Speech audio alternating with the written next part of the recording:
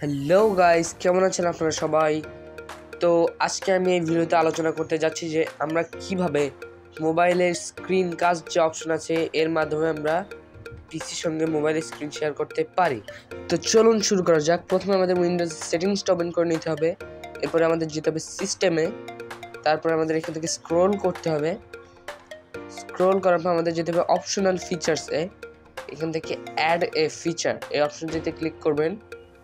করার পরে এখানে যে সার্চ বার আছে এখানে সার্চ করবেন ওয়্যারলেস ডিসপ্লে। তো দেখেন এসে গেছে এবং এটাকে সিলেক্ট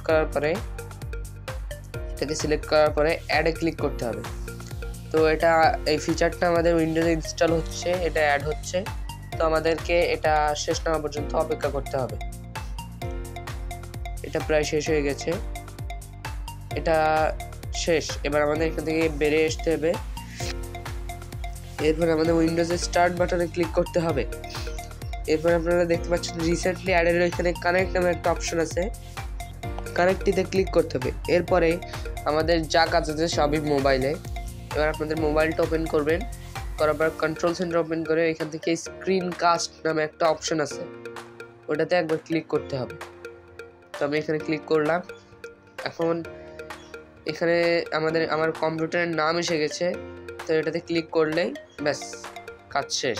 এবার দেখুন এটা লোডিং হচ্ছে। এরপরে আমাদের মোবাইলের স্ক্রিন পিসিতে এসে গেছে। এবার আমরা যাই করব সেটা পিসিতে দেখা যাবে। তো এই ছিল আজকের ভিডিও। ভালো লাগলে লাইক, কমেন্ট, শেয়ার, সাবস্ক্রাইব সবই করবেন।